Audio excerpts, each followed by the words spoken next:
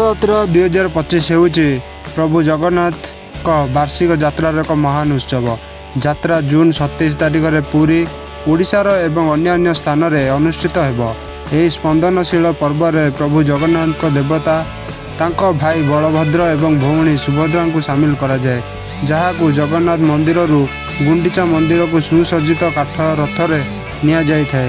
यह पर्व एक गुरुत्वपूर्ण हिंदू कार्यक्रम जहाँ द्वारा सारा विश्व लक्ष लक्ष भक्त आकर्षित करिथाए। रथयात्रा देवता मानक मंदिर दिव्य क्षेत्रर प्रतिनिधित्व करुथिबारु रास्ता पार्थिव क्षेत्रर प्रतिनिधित्व करुथिबा पर्यंत सेमानकर भक्त मानकु आशीर्वाद करने ପାଇଁ ଯାତ୍ରାର प्रतीक दिया जाए। ଏହି उत्सव यार अंतर्भुक्ति जनाशुना, ଯେଉଁଠାରେ समाजर समस्त वर्गर लोक मैंने रथ टाणिबारे एवं दिव्य उपस्थिति को देखिबारे अंशग्रहण करती। भक्त मैंने विश्वास करती जे रथयात्रा अंशग्रहण करने द्वारा विशेषकर रथ टाणिबा द्वारा पाप धोई हुए एवं आध्यात्मिक पुण्य एवं मुक्ति प्राप्त हुए।